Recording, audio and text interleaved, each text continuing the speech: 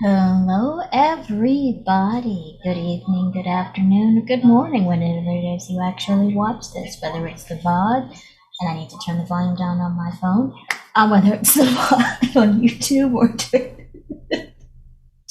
in the future. I'm so happy that you joined us. We are back with another episode of Clockwork Vines, Alstromeriea Alley. This is episode 5. We have all these amazing players back again.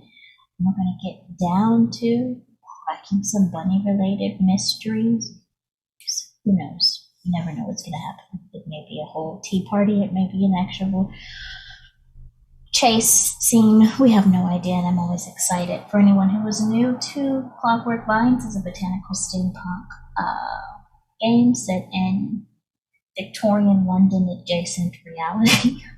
Using Call of Cthulhu and basic roleplay mechanics that I favor when it comes to running games.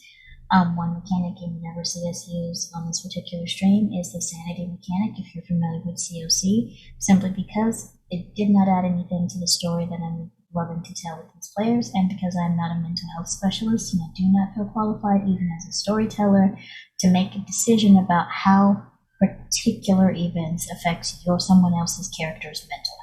So you'll hear me calling more for luck checks than sanity checks. Luck checks really aren't a thing that are popular in COC, but it's what I use to determine, what's going to pop from behind a wall.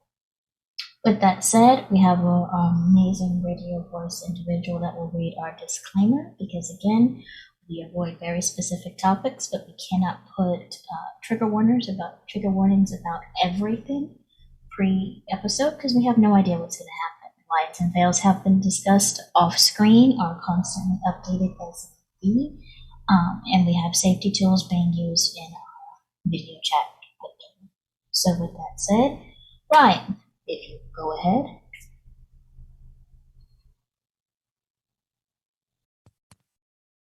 Because this is a live TTRPG session, detailed lists of creatures or plant related phobias and triggers would spoil the players. We understand if you decide not to watch or tune out when something disturbs you as a viewer. Detailed content warning about specific animals, plants, insects, etc. will be provided in description post stream on the VOD. This game will never, however, include heavy drug use, slavery, sexual assault, the glorification, glamorization of sexual murders, predators, or abusers, or delve into sacrificial rituals that involve the sacrifice or harm of children. This is a campaign that deals with heavy themes related to various literary themes, including man against man, man against nature, man against self, and man against gods. This is a game that thrives on character development and role playing with combat and adventure as supporting cast members. All players have had and maintained communication about their own lines and veils, and safe tools are being used behind the scenes.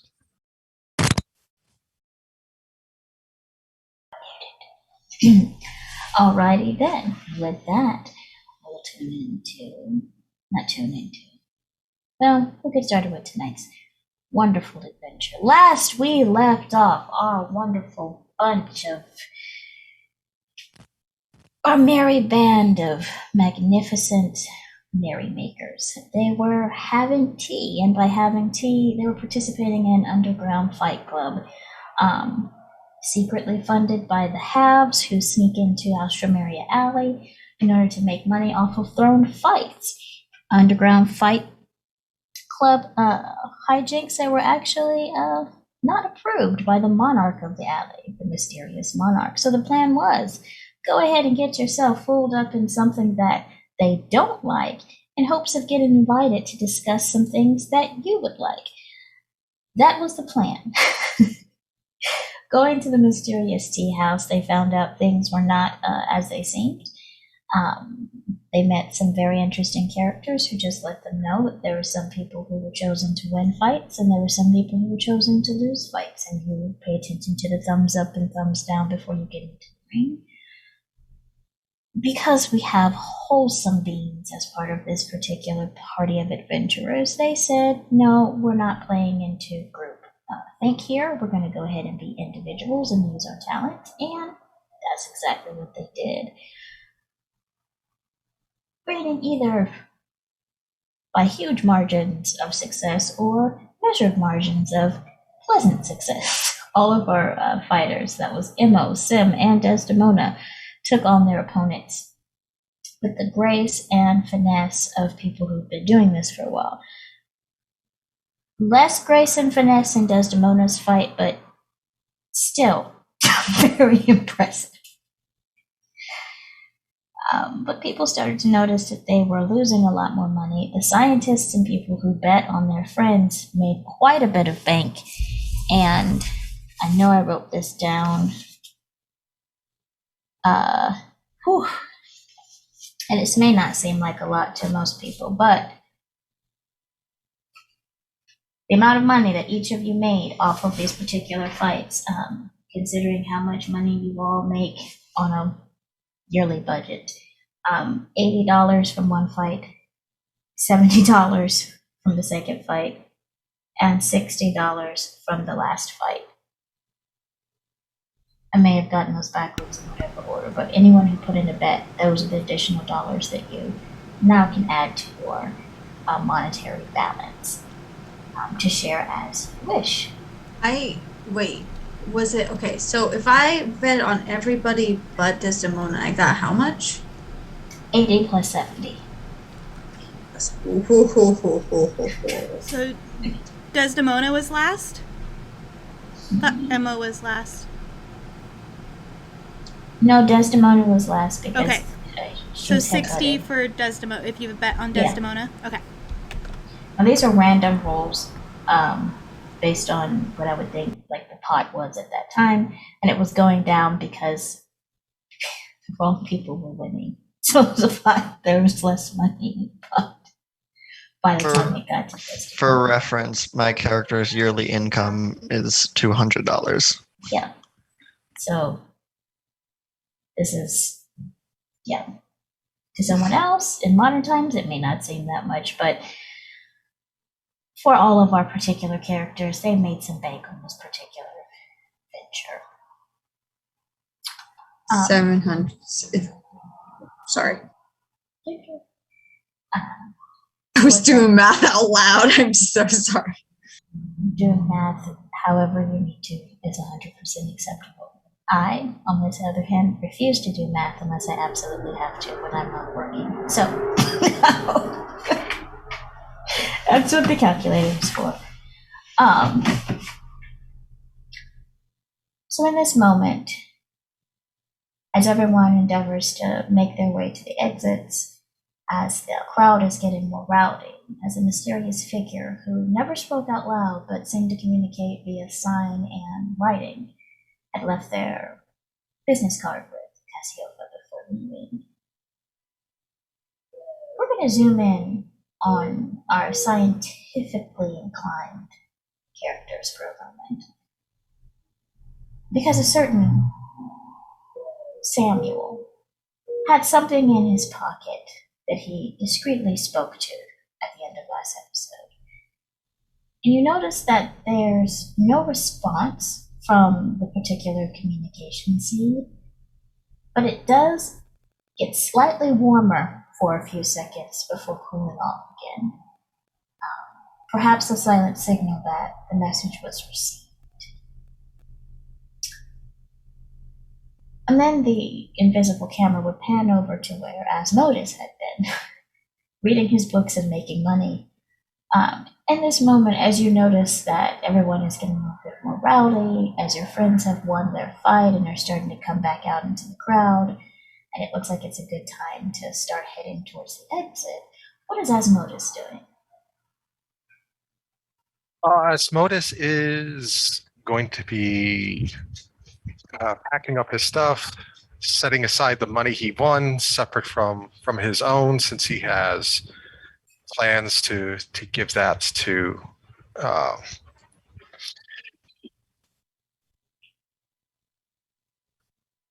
Cal.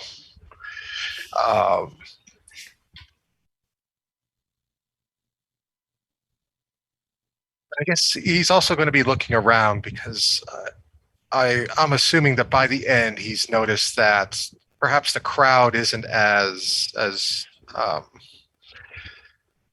we'll say receptive to the events that happened. That's putting it mildly. You see Teensy, everyone will notice Teensy where she was at the table, just quietly, just packing up as quickly as she can all the entry levels, the entry pieces of paper, the bit of money that they were managing, and so on. And there's a moment where she looks up and makes eye contact with Cassiopeia, the first ring individual of of the underground tea house fights, and just makes a gesture of, you all need to hurry up and leave. And the very unpleasant money lady that was previous, like, are you sure? Oh, we're going to do that. That one that pretty much got on everyone's nerves. She just looks frightened as she sits at the table with a smaller pile, like after she slides the bags of gold for each of you who bet to actually take, not gold, the dollars. After she gets the little bundles of dollars, she just looks paler than she did when you first saw her. And this is the definition of, if you looked up old white lady in a dictionary, this is what this woman looks like, an old white lady, complete with gray hair in a sloppy bun, and the slightly almost freckled, but it's just aged skin kind of look. As she just, with shaky hands, pushes those bundles forward and keeps looking around over her shoulders nervously. So, what are all of you doing as you try to make your exit? Regrouping with each other, looking around? I don't understand the gesture that person was making at me. I'm just like, that was weird. I will go over to, because I was walking over to the seats anyway. Mhm. I think I don't know if I showed you. I thought I had shown you last session, Osmosis and Samuel, the card I got, but maybe I didn't. I'll go back to the scientists and be like, looky what I got. And I'll show them the card. I'll say, the really sus guy gave it to me. The really sus person over there? The really sus one? All I had to do is flex about who my new employer is. Being employed, wow, really takes you places, you know? Who knew? I'll hand it to Osmosis, probably just because he's, sitting closer than Samuel is. Okay. You look at the card. It looks, you know what? I'm going to make you do a roll because that's what dice are for. You can either do an idea roll, or you can use a skill to closely study this particular card to try to figure out what it says. There's the Greek letter for alpha, but it looks like there might be something more on the card. Okay. I'll roll idea. Okay. Okay, 43. My idea is 70. Oh, okay. So the card, as you look more closely, you notice that you may need some type of special lighting. You can notice the ink that has been used to draw that alpha. You either need, and this is all in the type of equipment that you all would have, something that can cast the equivalent of our world's light kind of effect on this particular card, or something to that effect, but it says more than just what's visible to the eye, and you can pick that up on how the ink slightly shimmers in the lighting. My lens work to figure out what it is. Hmm? But my lens work to figure out what it is. Yes. And I want everyone to remember, you all have special items, and those special items can be used based within the realms of what it says you can do with them. So please remember that. But yes, if you would like to use your special lens and describe to people what it looks like or what you're doing with it as you have your science huddle with Cassiopeia. Yeah, if he sees the card and sees what Asmodeus sees in the card, Mhm. he'll pull out of his other pocket a lens, probably about this big. It's emerald green lens with a bronze fitting around it, and it's not really ornate, just really simple. And what it does is it helps pick up hidden messages and things. With your special lens, you are able to see that written within the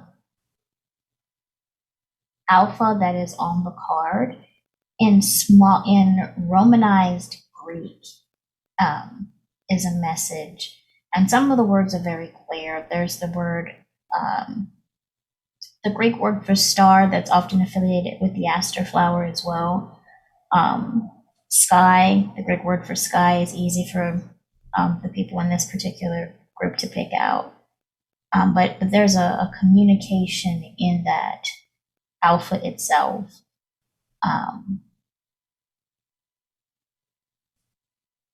And a message, if you speak Greek, if you had the language Greek, I would have you all roll for it, or you can go to the library or Cal, whoever it is, to get the full translation. But it is Romanized Greek, unless you have language Greek, and then I just let you roll for it.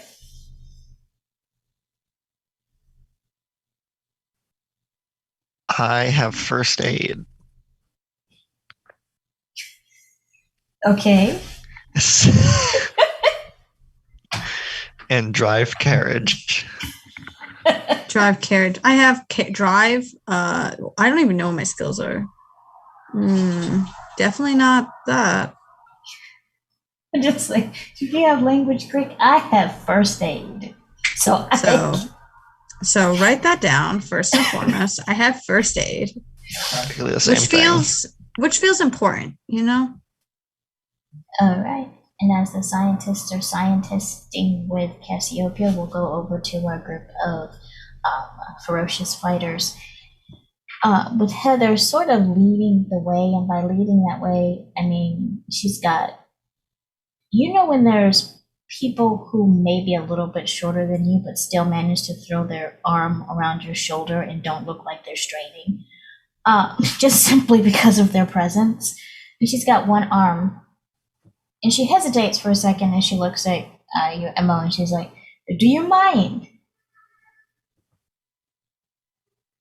Because everyone, consent is important. And before she throws her, asking your permission of whether you're comfortable with her resting her arm around your shoulder as she's trying to usher you all towards the exit.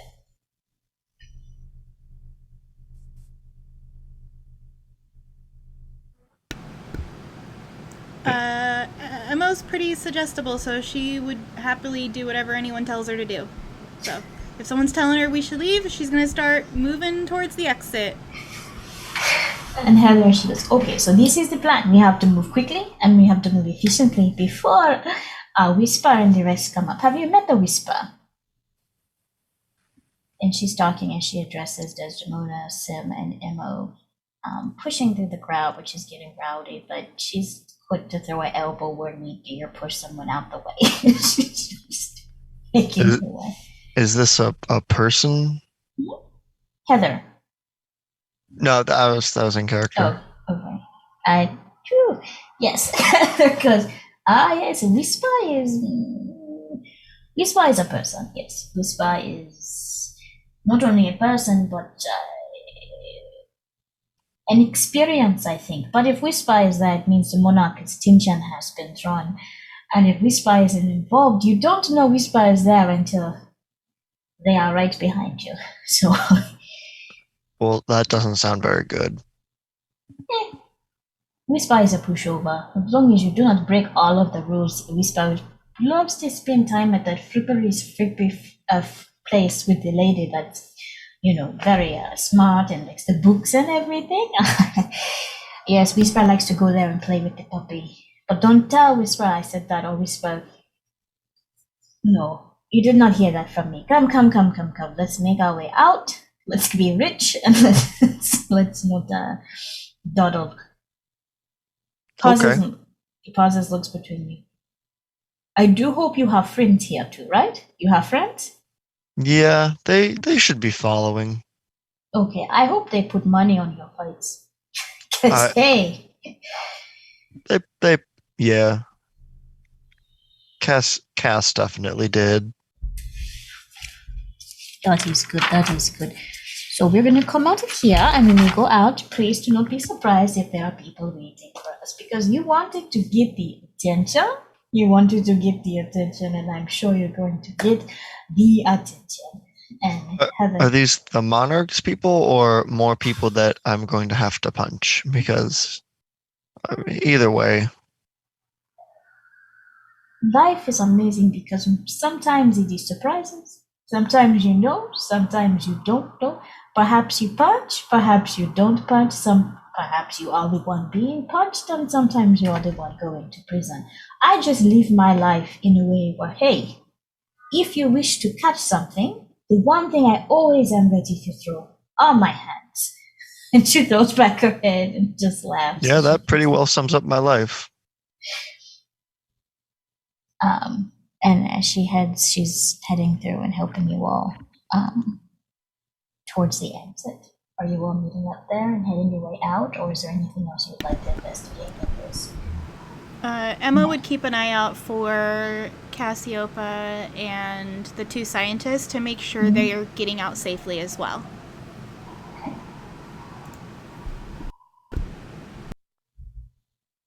Everyone's heading out. We're going out into the alley.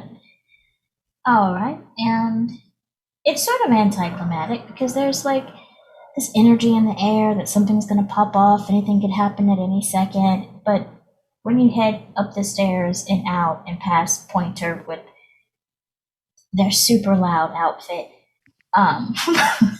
Pointer just says, "Oh," waves a little hand, and then goes back to doing whatever Pointer does when he could care less about what's actually happening.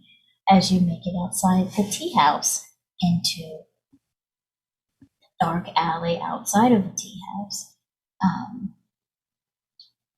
noticeably, you have not seen Peony Pete since you went in this tea house. Peony Pete got you here, but nobody looked for Peony Pete or asked if Peony Pete was there.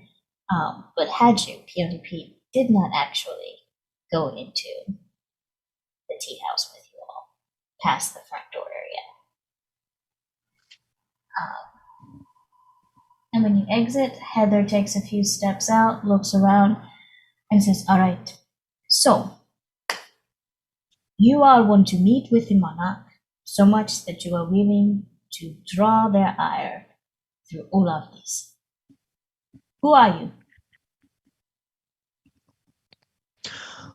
I'm Sim Valentine. I think I told you that already. Mm-hmm. Yeah. I'll look at the group and then realize that we're not doing introductions. I'll be like, I'm Jessica. Jessica Starr. That's my last name. That's my legal last name. Yeah, we are literally random people the monarch brought here to solve a problem that he wouldn't tell us about. That's true. We were forced to come here pretty much. Not forced. Invited. Persuaded. Invited. Yeah. Invited. We didn't have anything else going on, and we kind of already bonded in a very specific way that I won't get into. But yeah, we're just a ragtag group of people trying to figure out why this shenanigans happening. I'm starting to feel like fate.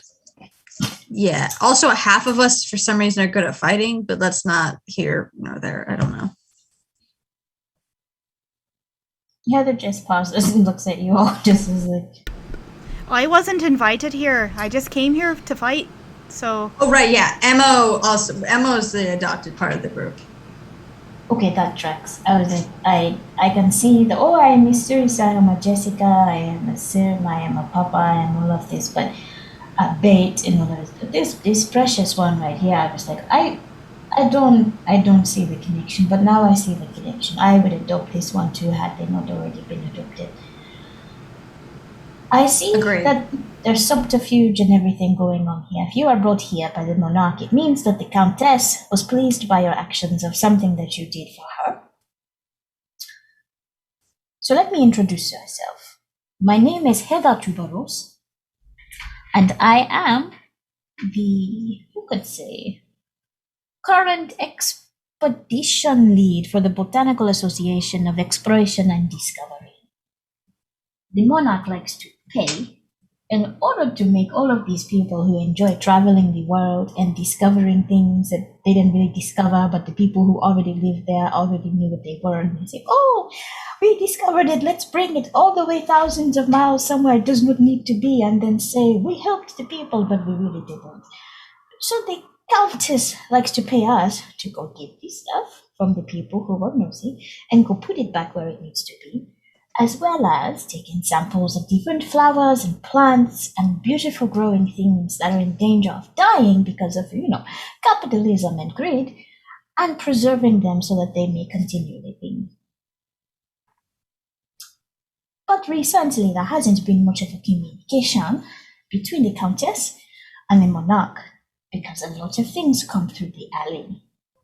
I whisper to the group that's not Emma, because Emma wouldn't have any context, or Emma who's just standing there will overhear this and be like, the breakup. Y'all remember that, right? Remember when I theorized it was a breakup? That's a throwback. You remember? I do remember that. Do you remember that? Okay, never mind. Anyways, so you all are aware of the person who is, oh no, you are not that group. There was another group, and I got told all about it. But are you familiar? You know what? I need all of you to make luck checks because she introduced herself and gave her last name. Unless somebody has already picked up on that last name and what it's connected to. That's what this is just not. What check am I making? Luck. Luck. Okay. Can you repeat the last name? Tuberose. Yeah, it reminded me of someone named Thomas. Where is luck on this sheet? If I need a roll, I rolled a 17. There we go. I rolled a 28 out of 45. Okay. A 25 out of 60. I rolled a 1 out of my luck's 55. Nice. Thanks, 46 friends. out of 75. All right, so this would make sense. All of you have different reasons to have heard this name, either by word of mouth or because you all are working for Frisia before and have looked at some of the paperwork she has. Thomas Tuberose was the name of the unsavory former CEO of the Royal Railroads Company, the one that was taken into custody. And his last name was Tuberose. Now, for backstory for people who may be watching this or remember for season 1, but there's no one in this group that's currently playing tonight that would know this, so I'm just going to give you some meta information. There was a connection between Thomas Tuberose, the monarch, and the countess. Perhaps something related to Cassiopeia's previous theory about a breakup, but they all had something to contribute to their very scientific polycule, and that was related to one was an expert on botanical sciences, another one was an expert on mechanical sciences, and the other one was an expert on biological sciences. And together they were using their particular expertises in order to create things that could help. Some people, like Thomas Tuberose, got super greedy and wanted to use it for monetary reasons. Some people, like the Countess, grew very concerned and angry about the state of the world and wanted to use it for revenge and protection purposes. And the monarch remains a mystery to me. I literally live next to a mall. Like, there is no reason for people to be drag racing. Sorry, it just... But I'm sitting here like, okay. And the monarch has remained a mystery to all that live here, who simply seems to be wanting to create a safe haven for people to live, to grow, and to be who they are without the concerns of outside meddling and so on. So that is some backstory connected to those three main figures in this storyline. Now, the good doctor is not here, so the good doctor also has all of this information from last season, but I thought it was fair to share it with this group as well. But as Heather listens and gives her introduction and explains how she is the head of the Countess's special group of do-gooders and plant collectors, basically the non-colonial Indiana Jones of saving plants and putting things back where they need to be on indigenous lands as opposed to taking those things away. The Countess has a prickly countenance, so y'all really didn't get into the chit-chat with the Countess about what are some of your hobbies and what do you work on and so on. But you all have at least heard in passing of the Botanical Association of Exploration and Discovery, even though it was never explained what that was. So Heather is the head of that. As she looks between you all and just says, there are many things happening. There is the bunny rabbits in the I call it a bunny rabbit, but it's just, sentient plant fluff that reproduces at a dangerous rate. And then there is the people coming into the alley that are not meant to be here, profiting off of the extracurriculars of the alley is in danger. That's what I colored it. The integrity and the original safety of the alley is in danger. We had a warehouse blow up. We had a festival blow up. We have infestations of plants happening. And no one has talked to the monarch in a few months. So, if you wish to see her, you must have purpose, and you must tell her what you can do for her to save this alley. No pressure. Are the new people bringing the fluff with them, or is that just happens to be at the same time? I do not believe in coincidences, personally. I have never seen them to be true. Am I right? And she looks over to Desdemona. No, never. I also look at Desdemona like, what do you know? Like, I'm like, oh, we're looking at Desdemona. This one looks like they also explore and do things and the such. There's a worldliness that exists when you travel and see things. But there are no coincidences. I believe that they are being paid from the, how do I put this? Disturbance caused by the fluff. They are invested.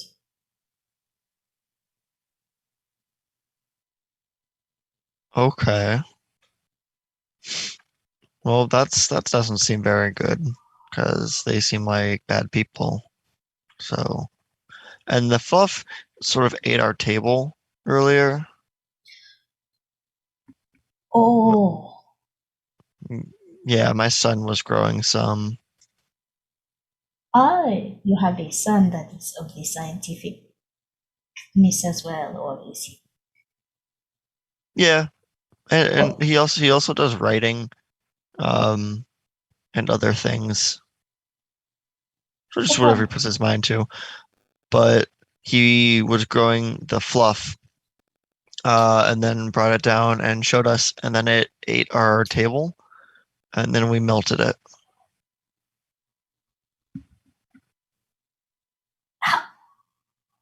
How is it that you have melted it? Acid. Oh, acid. Anyways, you have two options.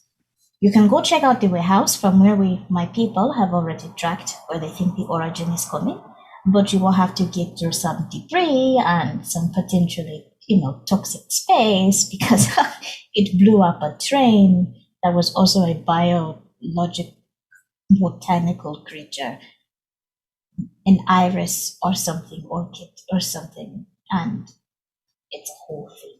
I don't understand. That's in the. You notice she stops. She almost says, "That is something the monarch, my iris, and my bra, and the other one would understand. It is not something for me." Or you can skip all that, go straight to the monarch, and try to get them to give you directions on what is needed. One involves more adventure, perhaps punching things or also getting devoured by things you don't understand. And the other one involves perhaps getting caught in traps created by somebody who understands things we do not understand. Both are adventures. I mean, I'm in favor of the direct path. Agreed. Seems like too many people are being indirect around here. Looks over to now, my sweet precious child. You are going to have to help protect these people, just like they are going to have to help protect you. I know you have come here to fight, but the best fights are the ones where you are fighting for something. People here live as free as they wish. To marry, to love, to build, to explore. Some person one day may be a painter, and the next day they discover they wish to be a plumber, and then the next day they discover they wish to start a business and sell pies. And nobody is in their business. Everyone is like, yes, this pie, not good, but keep on working on it. You can be who you wish to be in this alley, because the people here are like seeds, landing in a ground that is fertile for you to grow and do whatever it is you wish. All of that could be gone in the next few months because people who make money from things that they grow out of the ground and never be put back in the ground. They wish to drain this, same as the other resources they do. And they start with the people. So, do you wish to fight? If it means I can protect my friends, of course. Oh, you are so wholesome. If it was not a strain on my shoulders, I would just, your cheeks I want to squeeze, but I cannot. And the cheeks that I can reach more easily, that is too personal. So, You'd have to buy me dinner first. I pause it for a second. You know what? Your survival of this may happen. I know some places, unless you look between Desdemona, Cassiopeia, and the rest. I don't know who she's pointing at because I'm looking at Sam like they're gonna get together. Like I'm once again annoyingly telling Sam about my matchmaking plans. Okay, another possibility. Why is she pointing at me? Why is she just looks pointing? back like, what? Yes, okay. Anyways, I will take you out for dinner and show you some beautiful things because I think someone like you, coming from a farm, you'd love to see how the things here grow. But I'm only going to be here perhaps a week before I go to some jungle somewhere. Anyways, you want to see the monarch, you're going to have to set something on fire. And she just says like that simply. Samuel, are you good at starting fires? It's not exactly my specialty. Because at this point, Sam was actually going to take the seed out of his pocket and lift it up. I don't know, should we set something on fire? Emma was so confused about why a seed is like, what does a seed have to do with starting fires? Emma was so confused. He's speaking to the seed.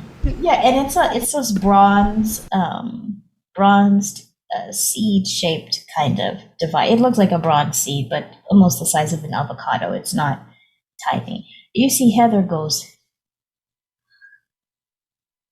oh, And I need all of you to make listen rolls.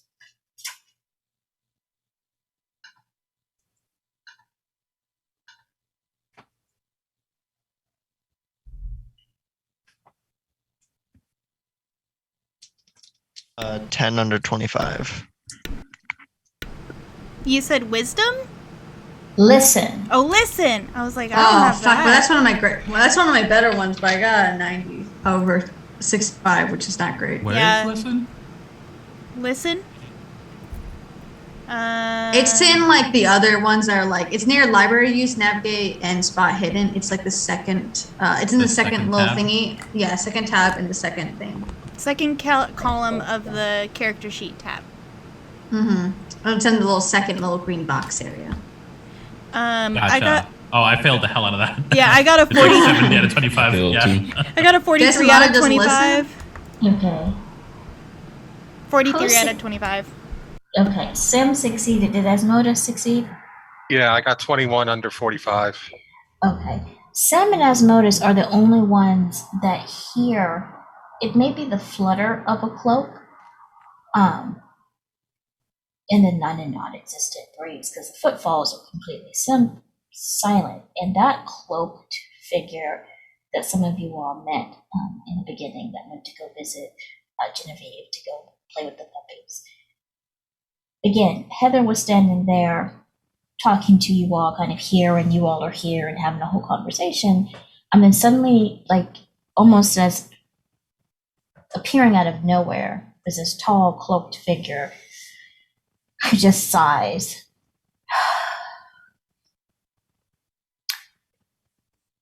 I told them they would regret making those. If you all would follow me, it seems it's visiting day. This is Whisper. Oh, hi. Hello. Hello. I'm Sim Valentine. Yeah. The father, the husband, the boxer. I am all of those things. I also have gotten into baking recently. But I seem to have misplaced my cinnamon. So that's going to make that harder.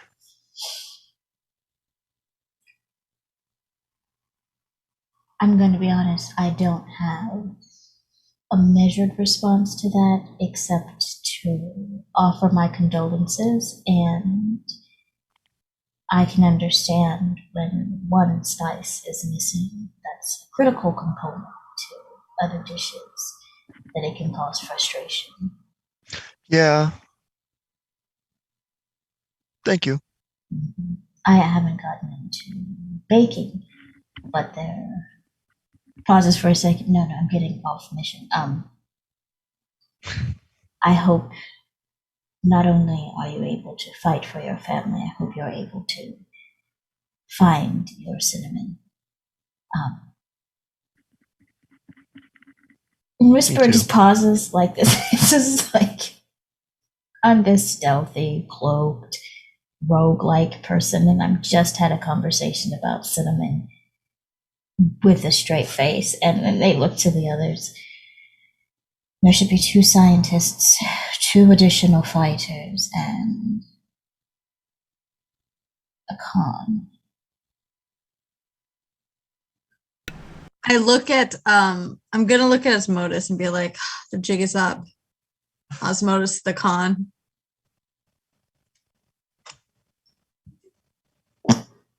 Yeah.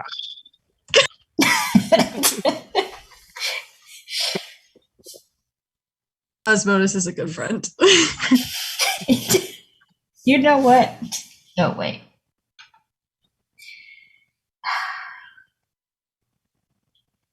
No, I'm gonna let you have this for a second because Whisper really doesn't really care that much about the specifics. It's like, okay, we're gonna go somewhere, and I don't believe in idle threats or threats at all. I think you all know that if we go somewhere that is difficult to reach and it seems to be hidden, that we probably do not wish the location to be disclosed to anyone without permission, etc., etc. Does anyone have any questions before we proceed to meet the monarch?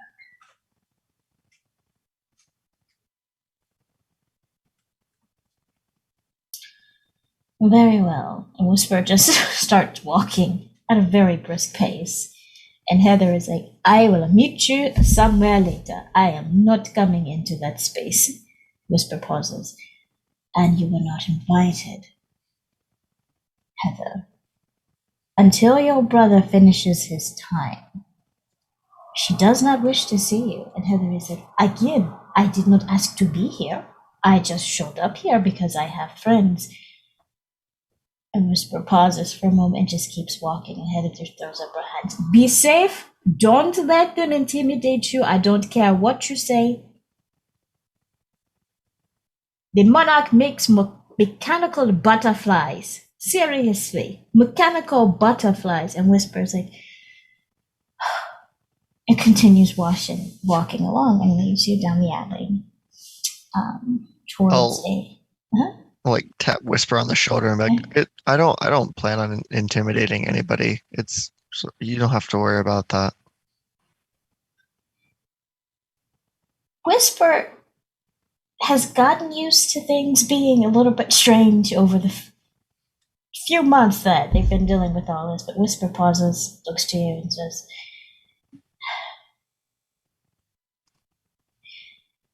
it's like making flan. You never plan to need to intimidate or not to intimidate. You never plan for your flan to just collapse. But sometimes this happens. And you're alone, watching someone else's dog, and your flan has collapsed. But you never planned for it. It happens. Well, yeah, that means you made your flan wrong.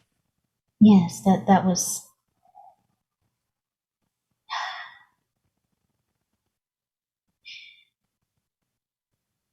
I'm glad that you got the point of what I was endeavoring to say then. Like, sometimes you don't mean to intimidate or have to use a skill, but a situation arises either through intentional or unintentional missteps, and you fall upon the skills that you have for survival purposes. Okay. Whisper just walks a little bit more quickly towards like a manhole-like area in the ground, lifts it up, and there is a ladder going all the way down into what would be a sewer system, but there's no strong smell that comes from the underground, and Whisper just holds it and gestures for you all to head down the hole.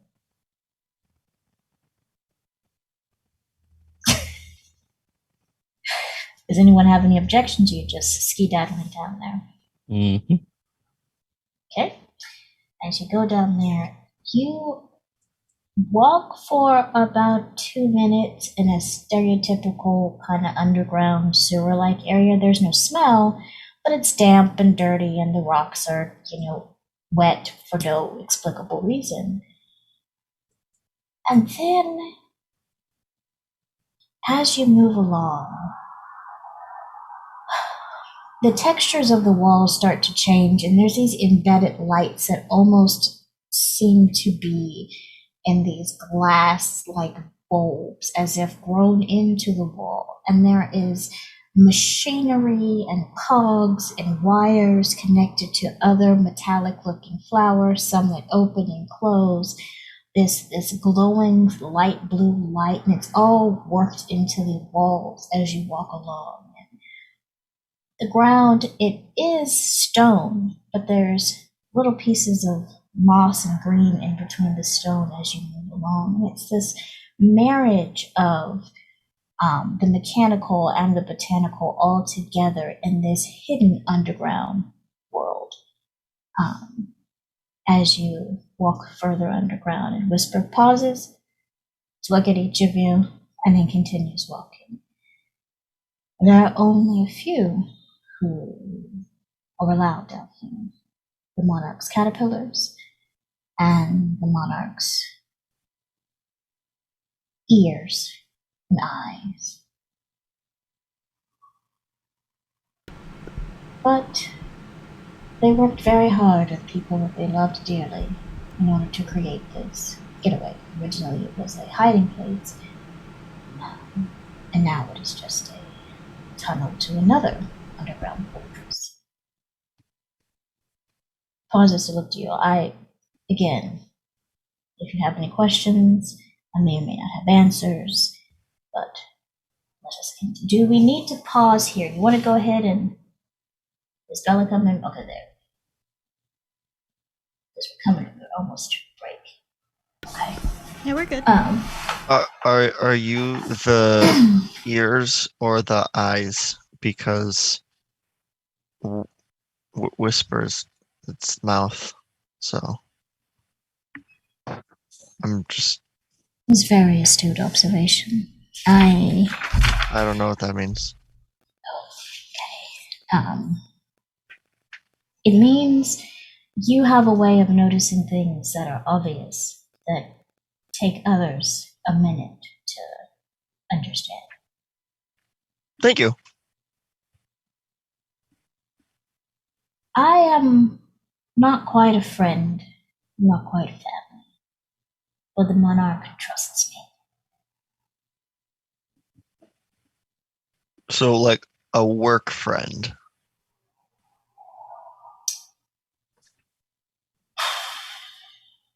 Let's go with that. A work friend who is also like they would call you in an emergency, but you wouldn't be invited to the cookout. No, more like they could call you at any time. I need to get something off the shelf. I need someone to light the fire for the cookout. I need someone to go pick up the people for the cookout. Oh no, somebody found out about the cookout that shouldn't be found out. You go do something about it. That kind of work friend. I elbow Osmotus and I go, that's our relationship, don't you think?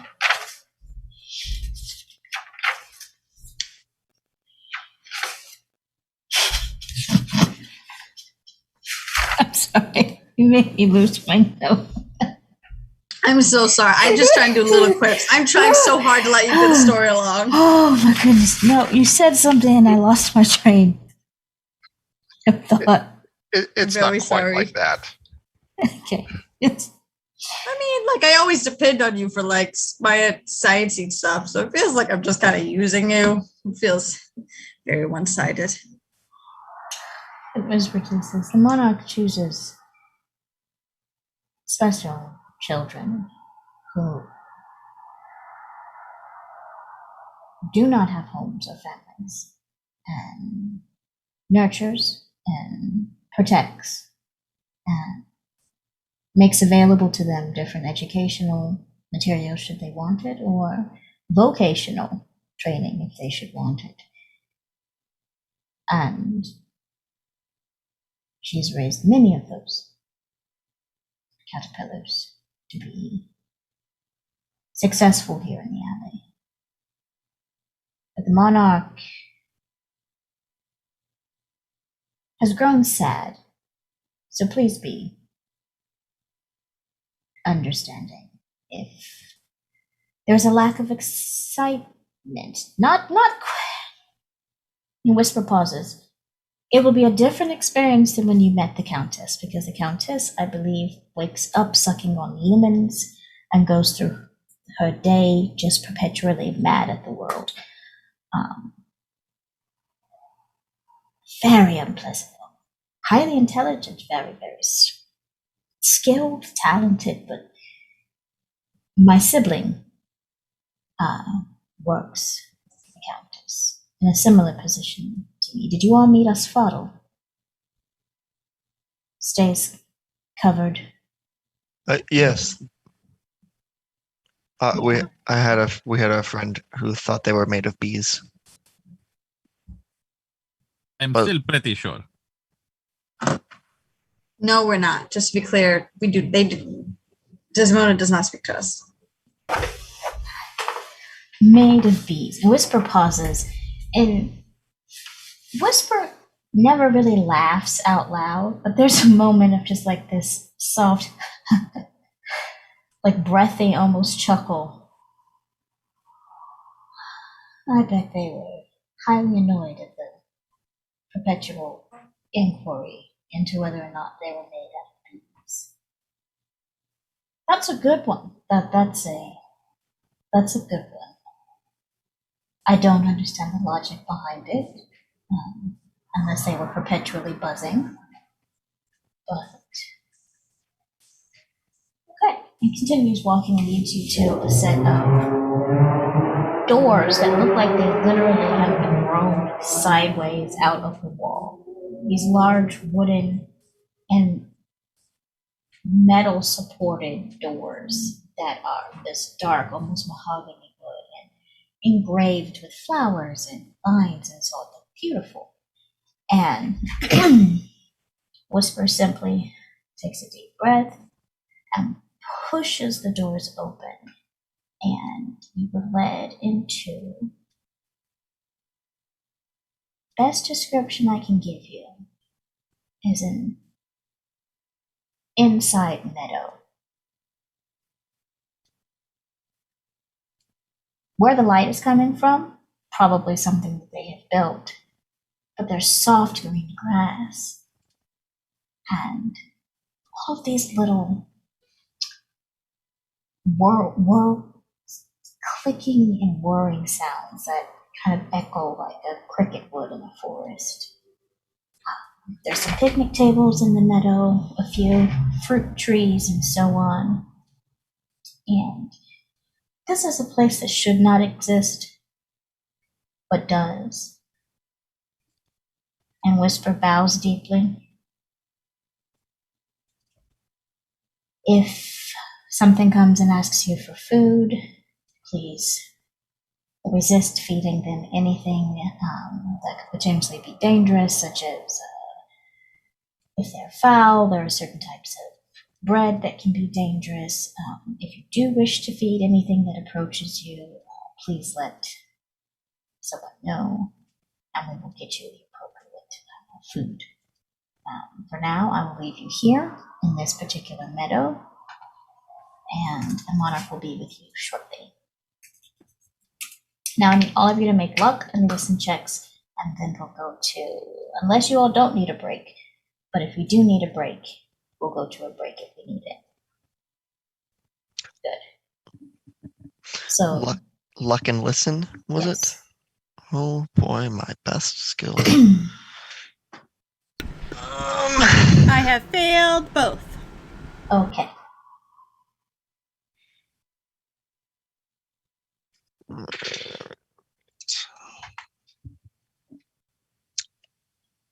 Luck is 16 under 45.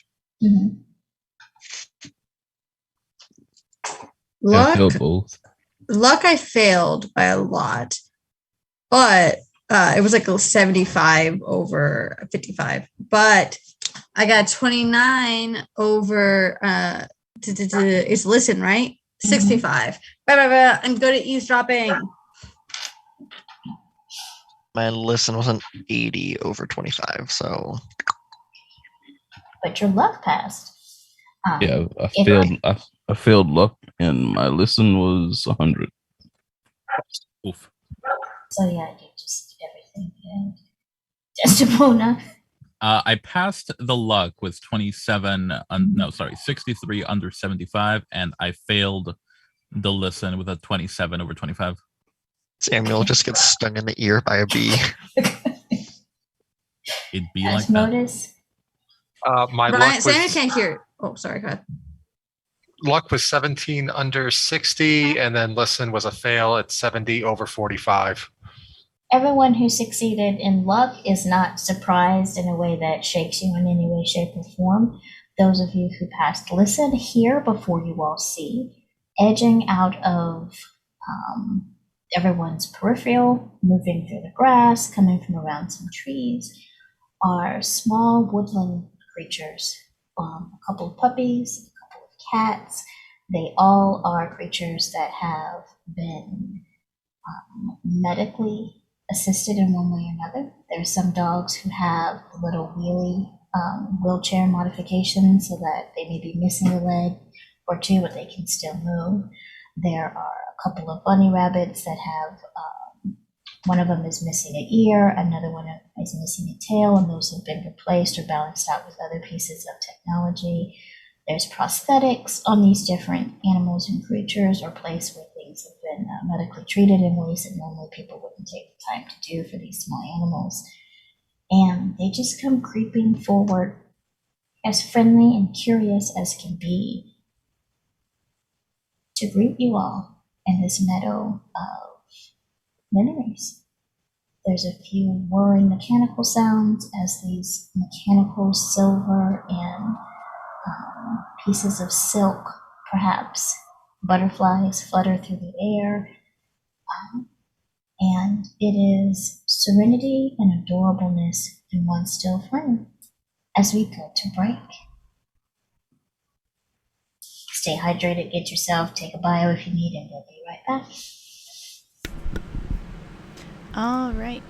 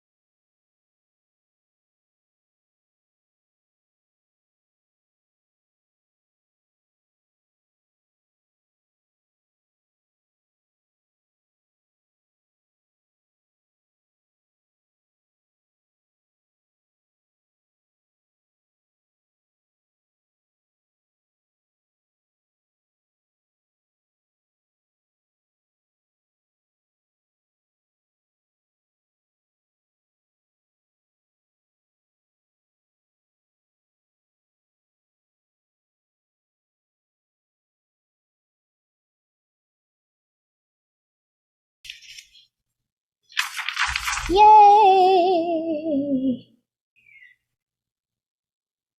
So last we left off before the break, you walked into a meadow of memories, all the soft green grass, picnic tables. There is a little bit just off in the distance a small pagoda, and all these small animals that have been medically assisted, some with devices, some with prosthetics, others with life-saving surgeries and so on. They look happy as can be, not scared of people, like in that way, as they edge out of around trees, move through the grass very quickly.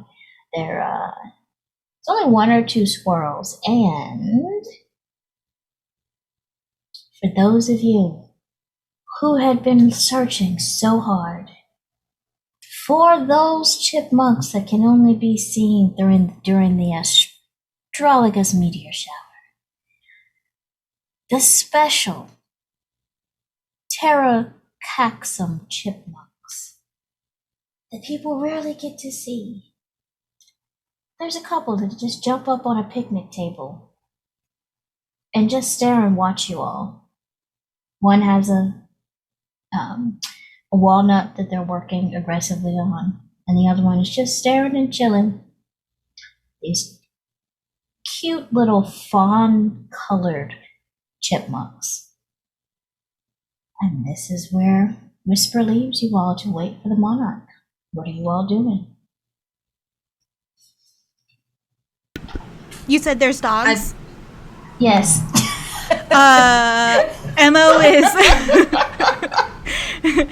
Mo is on the ground wrestling as many dogs as will come to her, and it's just like, oh, aren't you a good baby?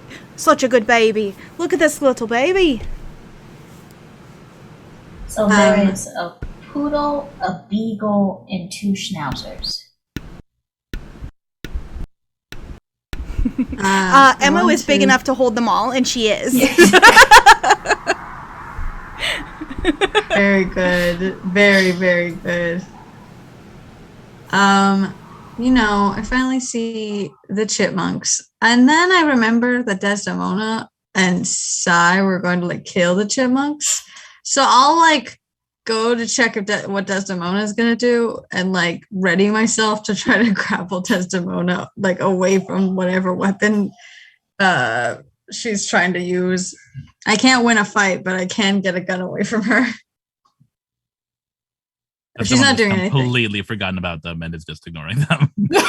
Oh, damn. How awkward is that? I looked at Desdemona. Desdemona is staring off somewhere else. I'm like, oh, shit. Never mind then.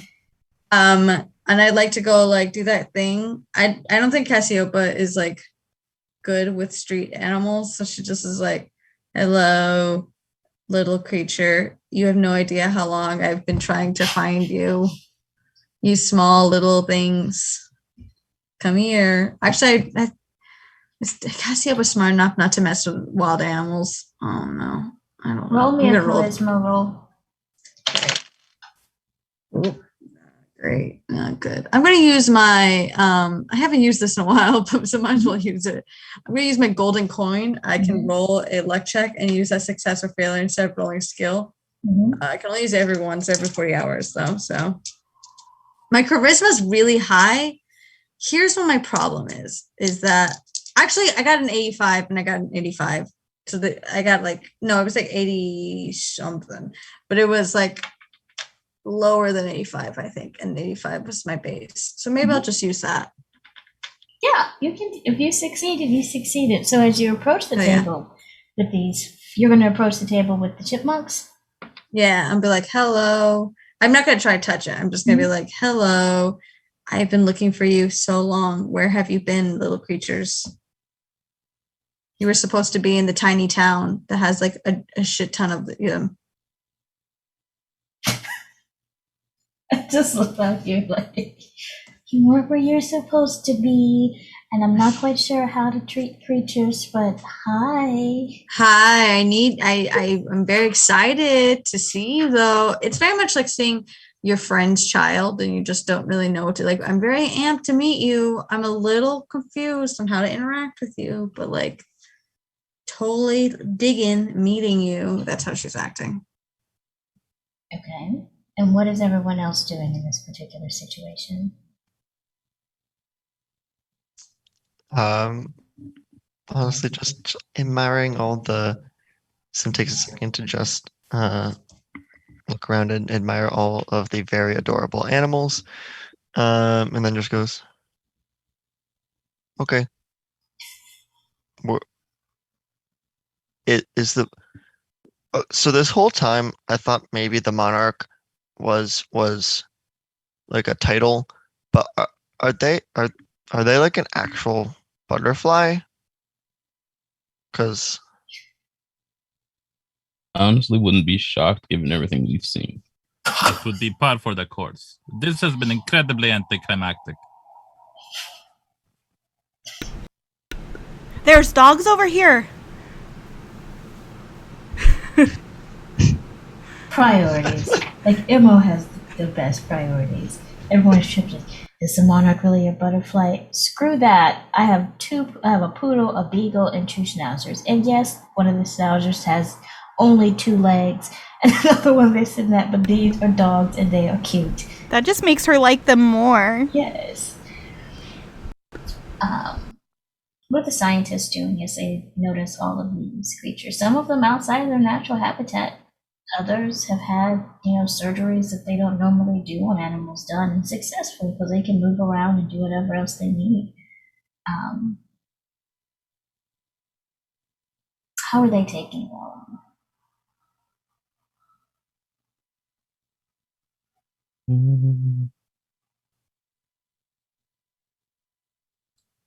Samuel's mostly just basically walking and taking a look around before settling like near a tree or something, just posting up and observing. If anything comes near him, he'll pet, but he's not. He's just chilling and waiting. Like one of those uncles that kind of sits on the couch just chilling during, the reading. If a small child toddles by or leans and you go like this or keep them from falling, but just lean back and is busy watching the game. Pretty much. That whole okay. And how is Asmodeus taking it in, seeing all these creatures interact in? Osmotus is looking around to see what else he can see, if there's anyone or anything off in the distance. He also wants to look up because there's something very, this place is obviously out of not what you'd expect here.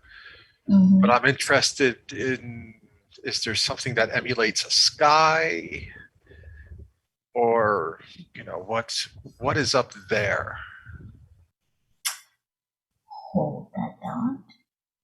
Desdemona, as you sit there really not caring about this anticlimactic mouse entity moment, sitting beside you is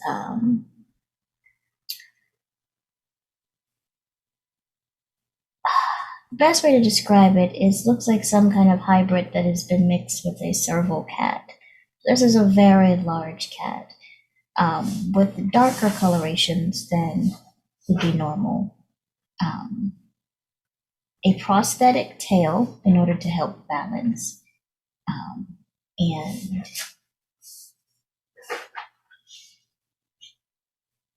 half of one ear still intact. As it just sits there and almost mirrors your exact expression of what Desdemona is experiencing in this moment. And the cat's just sitting there beside you, just looking, not over it, but just like, I could be anywhere else but here. This is a waste of time. But one moment you're there by yourself, and the next you have this giant house cat looking cat, but it's a little bit too big to be a house cat, sitting beside you. I'll give it a nod and like kind of hold my hand out, like up to the cat whether or not. The cat nods back in almost an uncanny way of like it fully understands what that gesture means. It moves a paw to like tap your hand and then puts the paw back down as it just continues to watch the ongoings. It is a very expressive cat. That's the best way I can describe. And it just seems to be watching everyone with like this high level disdain but acceptance. Like this cat is just like It's usual for cats then. but thankful to be there and don't want to do this, but as notice, I need you to roll. As I hop back and forth, I need you to roll a stamina roll for me. Oh, we won't be using those dice anymore. That's 100. Oh, oh. So as Modus looks up, and while you should never look into the sun, there is no sun. There is just a light source coming from the ceiling area, but it is bright enough that it does cause quite a bit of sun flare-ish disorientation momentarily. So for the next 3 rolls, if you have to do a spot hidden or anything related to the visual, it will be at a higher difficulty. As this bright light is quite sun-like. But artificial sun really isn't a common thing in the scientific world right now. When theorized, possible. Different types of lighting, like an equivalent of a recent grow light, but amplified by 100 in how this ceiling has been set up. And you all turn and notice, well, give us a description of how Asmodeus reacts in this moment as he looks up and is gazing into the heart of the artificial sun. Osmotus looks up and around, and his eyes lock into this sun, and immediately running through his mind is like, "You know better than that." And as quickly as possible tries to move his gaze somewhere else, but clearly his mind and his body aren't reacting at the same pace. And so he's now staring down at the ground, blinking a lot, trying to clear his eyes, but mainly seeing those, spotches that you see when you looked up near the sun, and just kind of shaking his head, going, "Why would you think it was a night sky? Why would you be looking for that?" You all right? I will be. Looked up, didn't you? Yeah, it's kind of bright.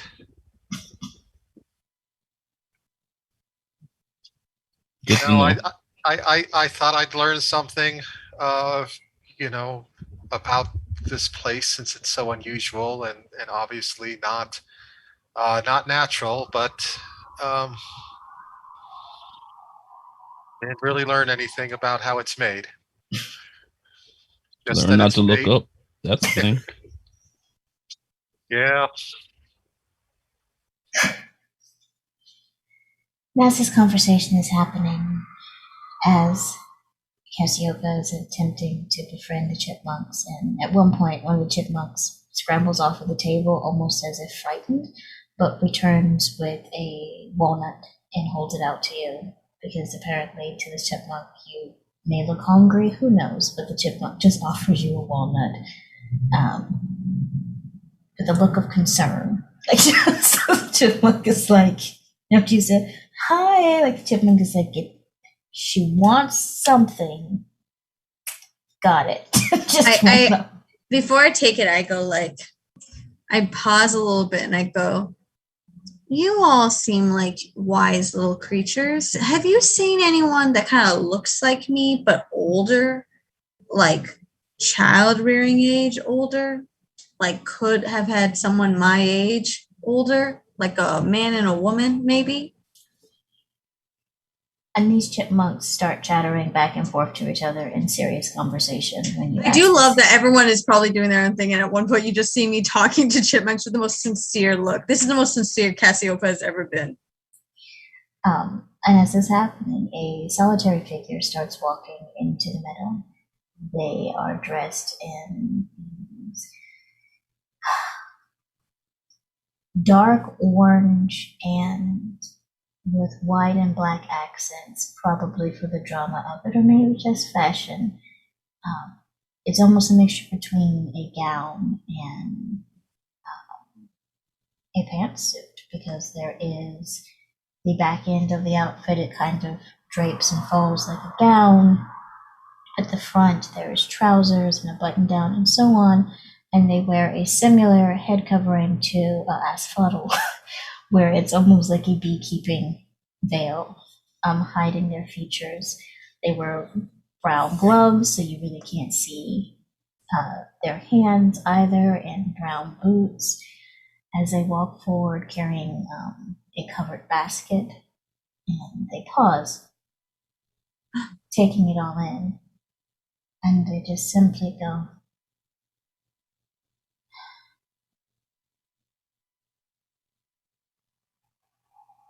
I've been expecting you. Granted, not in this way, but come, join me. You all have questions. You each are allowed to ask one question each. And then after that, I get to ask my questions. The monarch has a seat in the pagoda and sets the basket down and waits for you all to join them. Emma begrudgingly puts the dogs down and goes and sits down. I just love this. You know, when people don't want to leave the dogs, but they have to, and they're like, okay, one more scratches. Okay, you know, it moves on. Can I reach out and see if I can get a chipmunk to like sit on my shoulder? Like offer my shoulder for them to sit upon? I need you to make Mm-hmm. a roll like you would if you were trying to convince somebody to do something. Sure. Would it be straight charisma? Persuade, fast talk. I'm good. Bargain. Can I roll bargain? You can roll bargain. It's real. I'll hold a nut there and be like, there, I'll find more for you. I'll find as many as you like. I'm really good at foraging. Okay, I'll reroll that one. 24 out of 65. You see the chipmunks look like they're looking between each other, like trying to figure out, okay, who's going to do this? Okay, this person is serious. All right. And the chipmunk that was previously eating was like, okay, fine, passes their half-eaten walnut to the other one and just comes and starts to climb up onto your shoulder, pauses, like gripping for a second, and then continues very carefully, because you can tell this chipmunk is not used to like riding on people, but you know, you accepted the walnut, so your family. As the monarch sits and waits for you to join them at their table.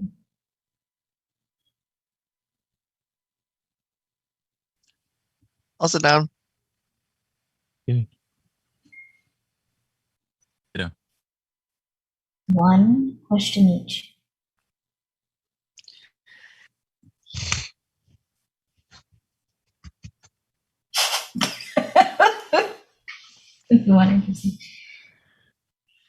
Having an internal debate about whether I ask a real question.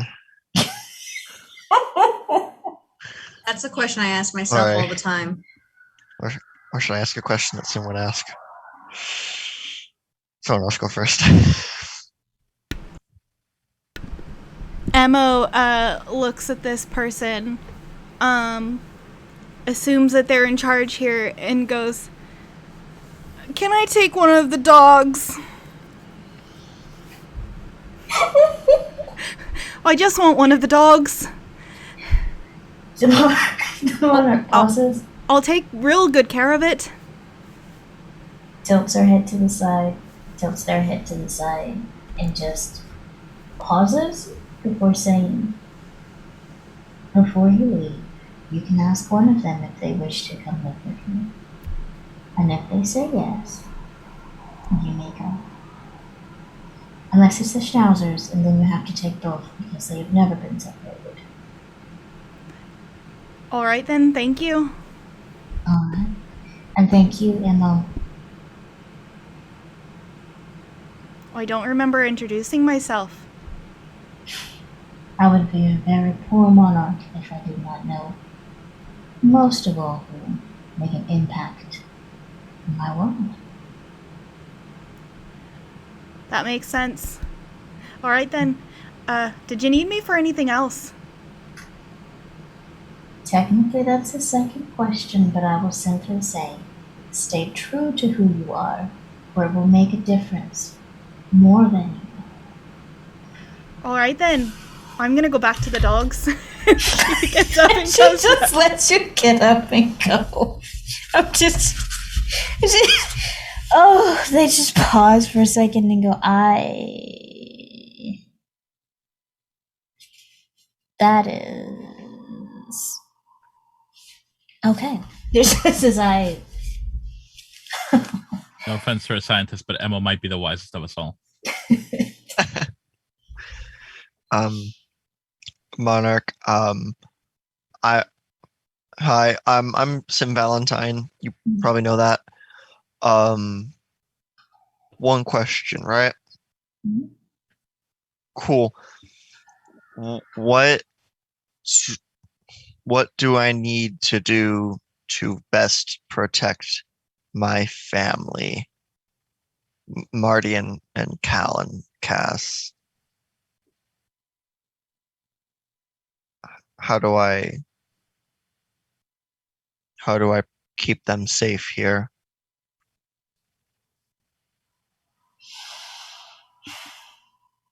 I have failed in many ways. I simply believed if I created a safe haven for people to come and attempted to keep out bad actors or threat actors, that this safety would remain. However, just like root rot, unsavory elements can be insidious. So right now, the biggest danger lies in what we don't know in the factory, what was left behind as a punishment for the hubris we all had when we endeavored to create that which should not be created. So you, lending your fists and your heart to taking down the wall that exists between what we know and what we don't know, will be important. Keep that in mind, the wall. Okay. Thank you. Also, your son is very special. He is. He really is. The most special. Like just the other day, he was raising this little creature all on his own. I didn't think he was ready for a pet, but I might actually have to go talk to Marty about that now. Because we've been thinking about maybe we should get a family pet. Is Cal ready? Have to take care of it. He's very busy with school. He gets excellent marks. I'm really proud of him. Should I stop? I am glad to see that you are proud of your son. I was simply also going to ask if you are certain about his being prepared for pets. I may send my own current ward, Molly, to visit. She's a bit of a handful. Sometimes she creates her own pets, but I think they will find a lot in common. Yeah. Yeah, awesome. We can like set up a play date or something. You probably know where to find me. Mm. So Mm. Next.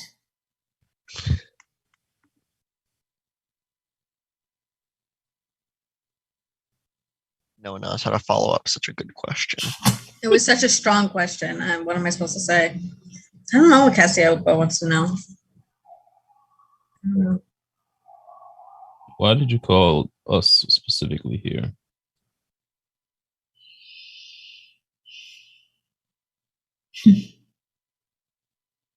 When you put together a garden, each one is unique. You can't copy one garden and put it somewhere else, and sometimes you have to replant something before you truly know whether or not it does well with wet feet or will withstand a drought. So each of you are a unique flower, plant,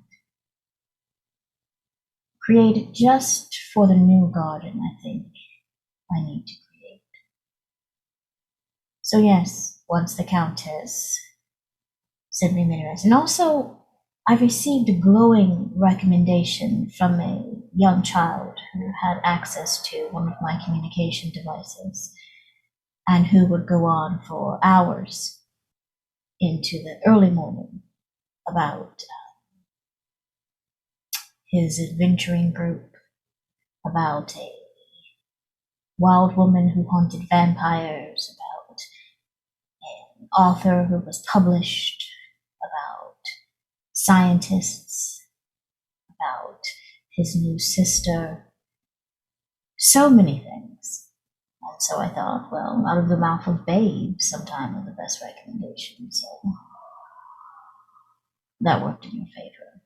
Also, I need your scientific knowledge because to get past the wall, once you're past there, you need someone who understands the chemical makeup of something to get past the river.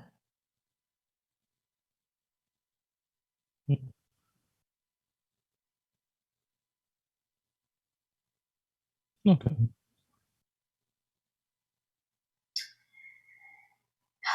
She starts unpacking the basket, and there's like fresh tomatoes and vegetables and so on in there, a fresh loaf of bread and little jars of preserves, and she starts setting all of that out. Next question.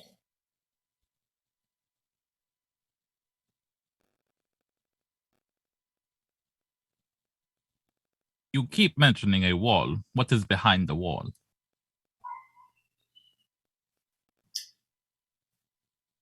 Thomas, Iris, and myself, when we constructed the safety protocols for the Countess's land, the way we built the warehouse for Thomas's work, and how we built my own sanctuary.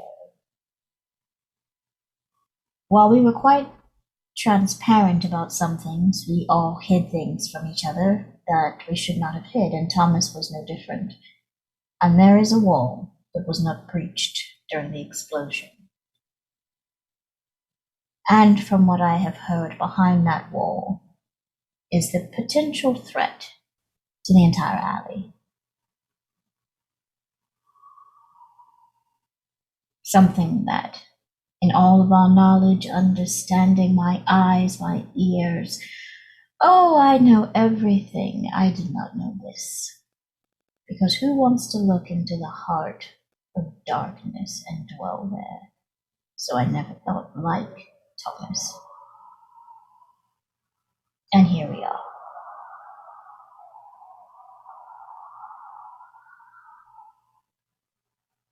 Next. That's intense.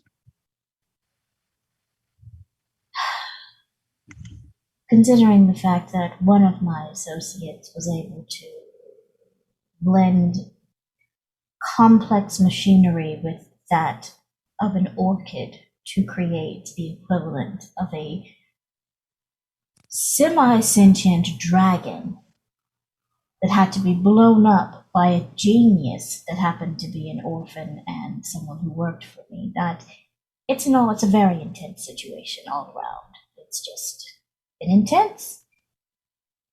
Next question. We've got 2 more. Yeah.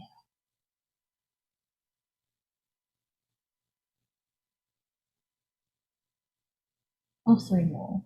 2 more. She's This is hard.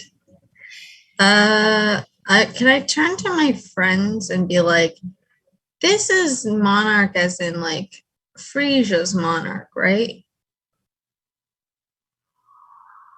Yeah.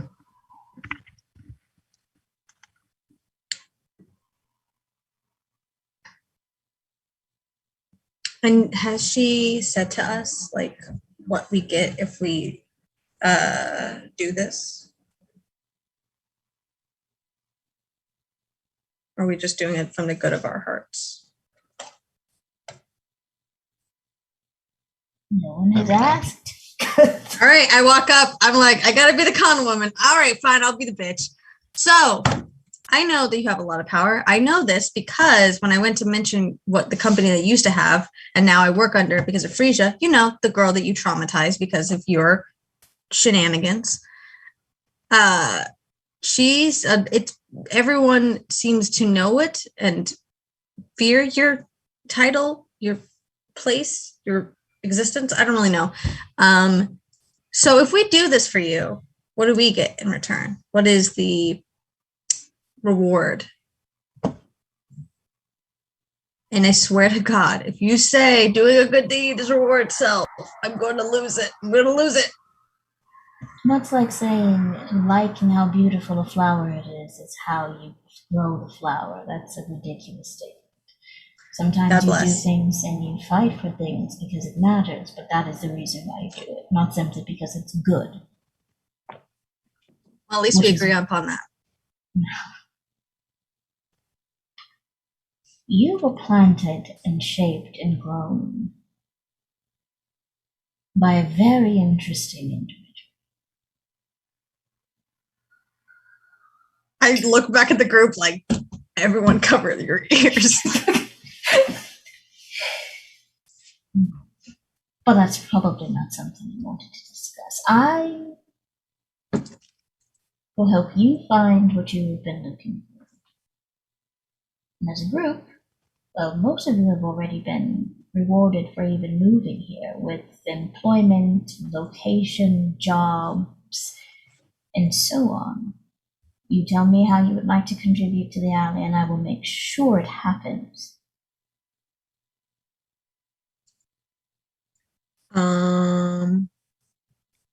I just want to keep my family safe. Yeah. I want Frisia not to have what happened to her happen ever again. Ever again. And that's what we're working towards. Huh? I'm sorry, I didn't hear you, honey. And that's what we're working towards. Okay, that's my question. I like go back and stand by Samuel.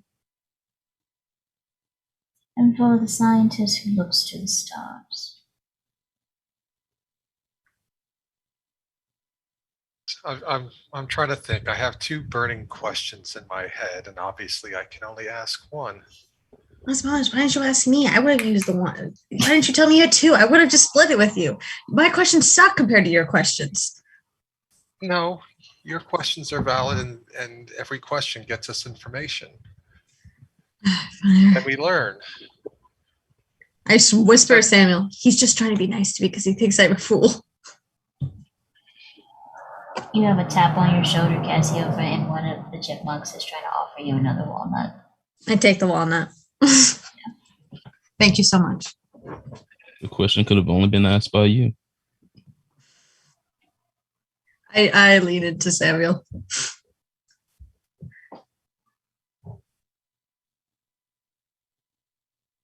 So before I ask my question, though, I'm going to express concern. You talked about starting a new garden. I have concerns, given that I think it's fair to say that the first trial didn't work. And hence, that's why you're looking to create a new one.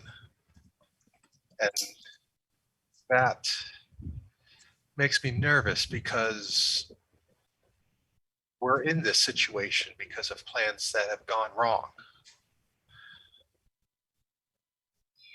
And I wonder how we make sure the plans don't go wrong again. Again, just a statement, not a question. He's so good. He's so good. You have the monarch says, I see what you did there, and I can do nothing but offer my respect for that approach. And I will say your concerns are my concerns.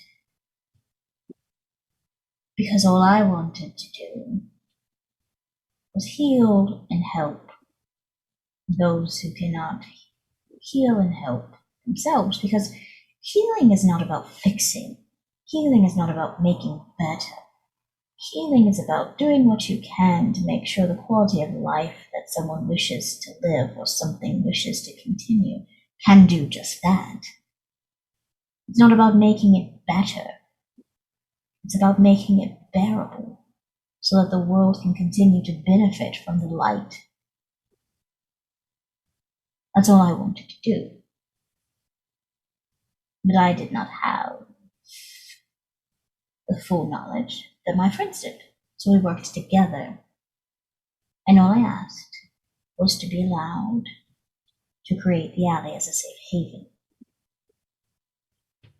I did not account for Thomas's greed or covetousness when we noticed his tendency towards the excessive and cut him out of our work. Hence, a railroad that pissed Iris off. Oh my goodness, she's still not forgiven either of us for that. That was not something that I agreed to, and it's something we endeavored to stop, but still he was able to build it, and in this railroad is something he keeps threatening us with, and I do not know what it is, and that is what I need you all to uncover because of what you did for the Countess. Now ask your question. No more concerns or statements. Just your question, please.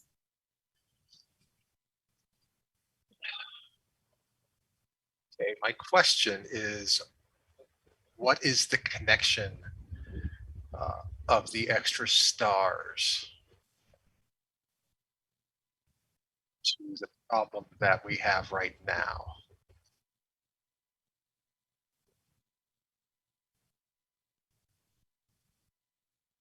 The monarch stills, and because you can't see their face because of the veil and so on, it's only in how still they sit for a moment.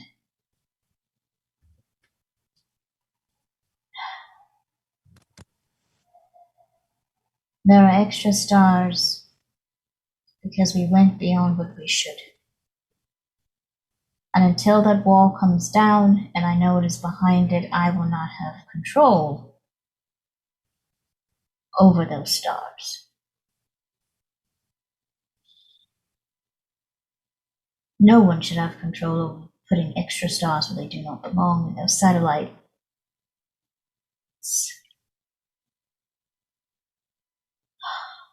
I never thought he'd manage to do it, but he did. So, you all go, break down that wall, uncover what's behind it. You save the alley. You piss that very unpleasant man off, the one that's given Frisia such a hard time and really added to her anxiety. He's being paid by outside and to take it back. He allowed outside investors to invest in a secret project and left pieces of that project with each of those investors, and they have somehow found a way into my alley to release the seeds to continue to distract us with rabid bunny fluff dandelion things. And so as I work on cleaning those up, because they are corrosive little creatures, I need you all to stay on mission. So it's agreed. You'll go to the warehouse. You'll break down the wall. You'll see what's behind it. What you decide to do, whether you decide to help after you figure out what's behind it, or if you decide to leave, whatever it is, I respect. But I need you all to do this. And I'm asking you. A monarch may travel, a monarch may do many things, but a monarch is not eternal.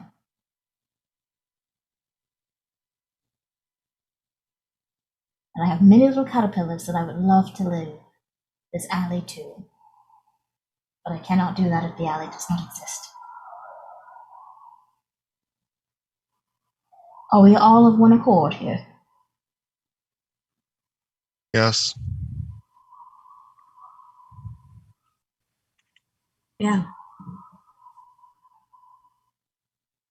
Emma was playing with the dog, so we're gonna just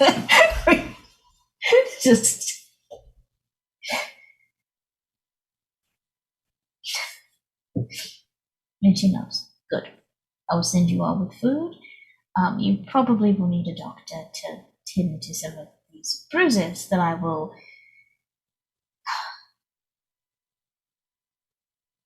I'm not going to comment on where you received those bruises from. I will just commend you all for going against the status quo and not only making a name, but daring to make enemies out of some unpleasant people. That takes a lot of guts. So. Made enemies before. Yeah, you're good at it. You're really good at that. Oh, thank you. I don't even try to make enemies, really. They just kind of come to me. They just like appear and then they try to shoot at me, saying things about being published. So, what's one more? Enemies implies perception of equality. I do not have enemies. Simply gnats gnawing at a lion. Monarch pauses for a moment.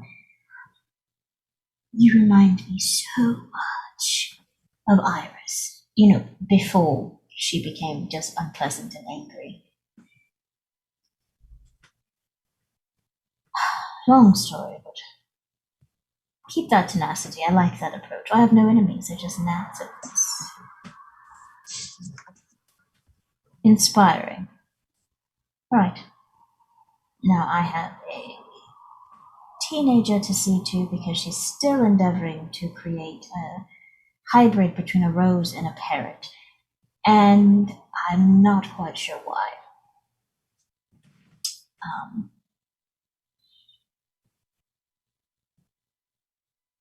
If you need me, the good scientist here actually has a communication device that will still be good for a couple of weeks. Simply whisper into that and I will send to you a whisper of my own. But do not follow Heather's advice. Do not set anything on fire. Please do not set anything on fire. That's the way she endeavors to communicate with me because I know she does not have a seat that I ignore her calls. But just please don't take that advice. Anything else she tells you, though, would be worth listening to. Her brother is a very unpleasant being, so she's had to put up with a lot. And with that, the monarch gets up from their seat and leaves the basket behind with all the goodies and snacks and so on, and starts to walk off. And with that, we're going to end this today's episode. We ran a little bit over, but we haven't played in a minute, so had to get all those nice juicy details in there. as the camera would pan over to Asmodeus as he gets some of his vision back and has just been told that he was not seeing anything. There are extra satellites that have somehow ended up in the sky creating new things. Who knows? What's going through Asmodeus' mind, and then who are you and where can we find you? There's a lot going through his mind right now. He's still not completely sure of the motives behind everything here. Just because good intentions don't always lead to good results, because we're in a situation now that was caused from good intentions, and he's afraid that whatever actions we take, no matter how good, may lead to another situation like this sometime in the future. He's nervous, if not afraid, a little bit about Thomas, because anyone who can rearrange the sky has some sort of power that he doesn't quite understand, depending on exactly how he's doing it. And so he's concerned about the safety of the group with it. And in the same sense of fear, there's also we'll say not quite maybe a hate, but like a rivalry with Thomas as well. He feels as though it's that's target number one, and he'll do whatever it takes to take him out. So hi, I'm Paul. I play Asmodeus. I'm not doing too much right now, other than being on this show and doing stupid things like looking up at the sun.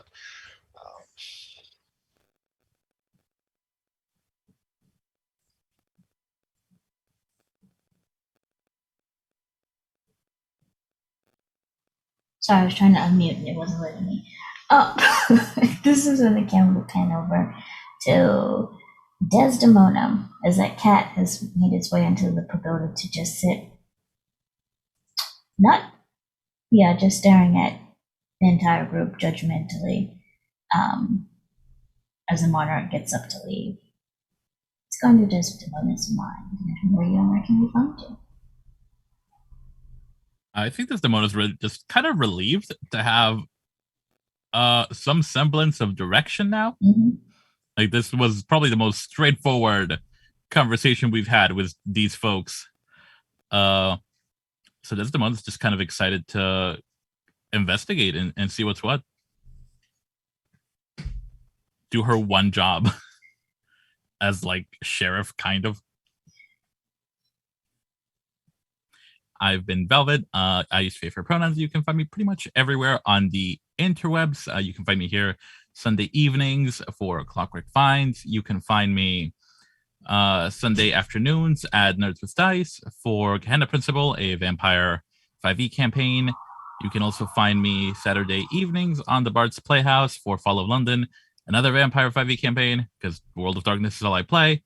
And I have some other stuff in the works, but that's not coming out until later. So stay tuned. I lost my commands.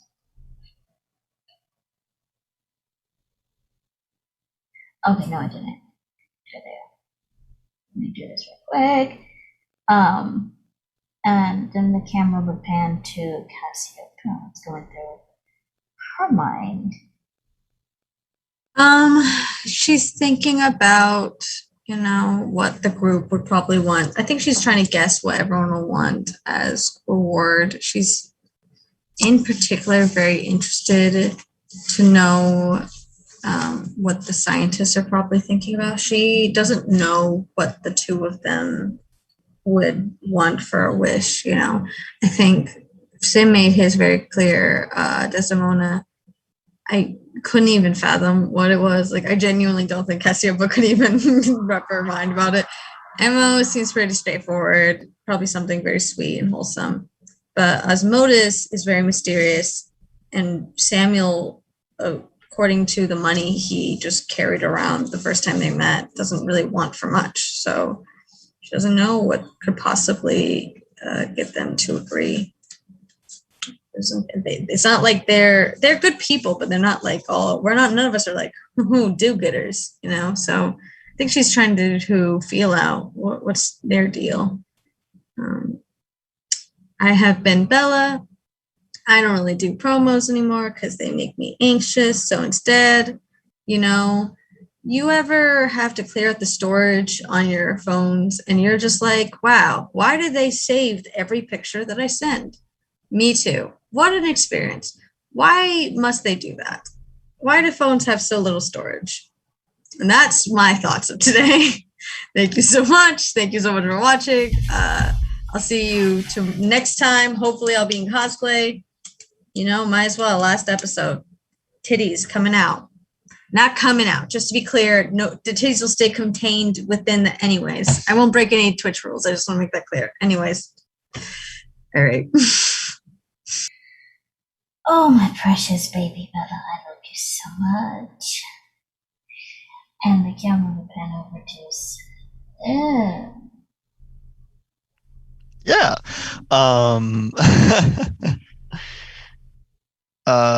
What Sim is thinking is very straightforward. It is cool. I'm gonna go home and I'm gonna nap.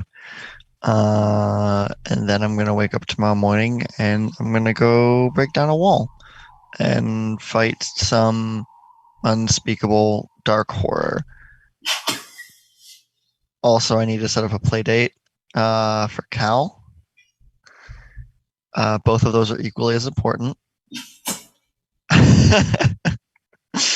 No, much like Desdemona, Sim is happy to have someone just telling him, like, straight to his face, this is what needs to happen. This is how you protect your family. Because he frequently feels lost amongst all of these people who are just smarter than him. My name is Rowan. My pronouns are she, they.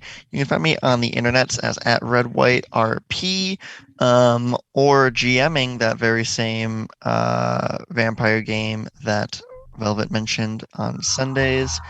The Gehenna Principle, 2 p.m. Eastern over on Nerds with Dice.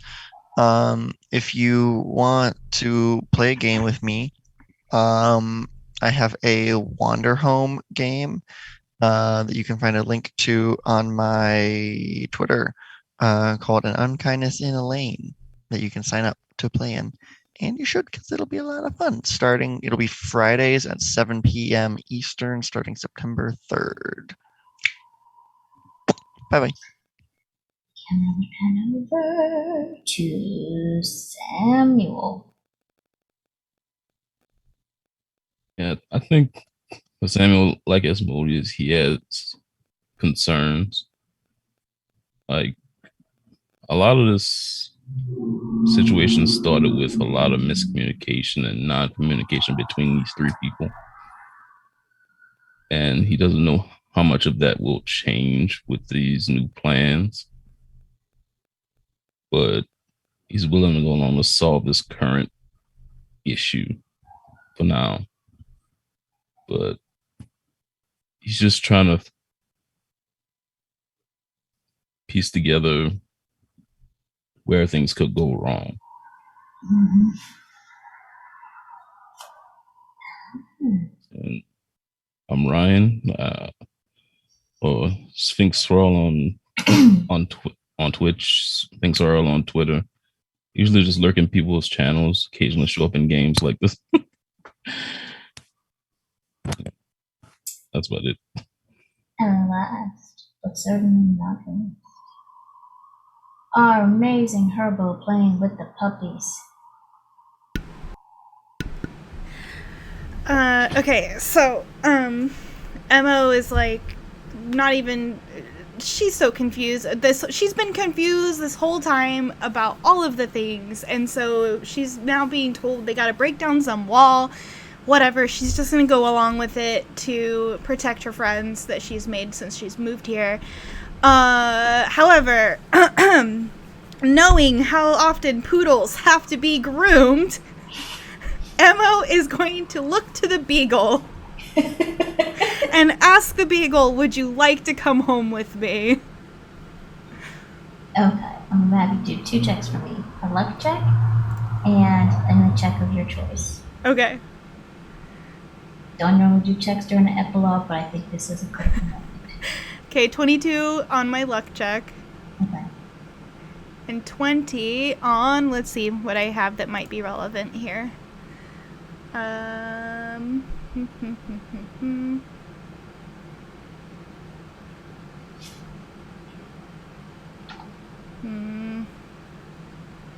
You would think I need a farm wisdom one.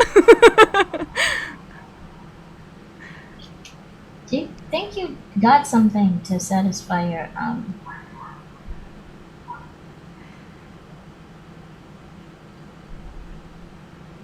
Can I just do a straight charisma? Because that's 45. Yes. So like a 20 out of 45 and a 22 out of 45.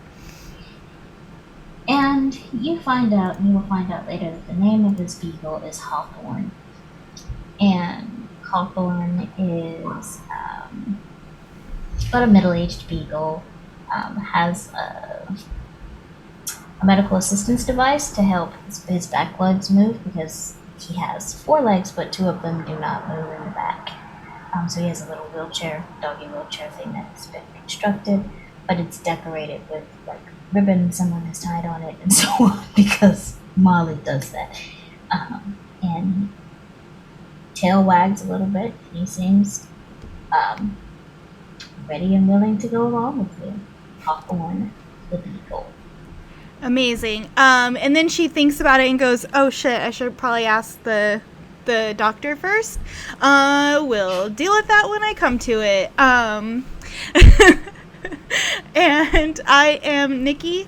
I need to update Nightbot because my handle is now halfling_Nikki NIKKI.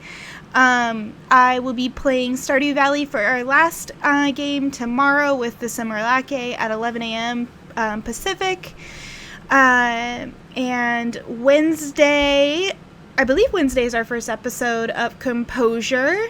Yes, where I will be playing Fiona Flores, aka Fiona Flowers. She is a young adult dancer, not that kind of dancer, hip hop dancer. And young adult dancer did not sound like what I was going for. I meant to say she's like 20.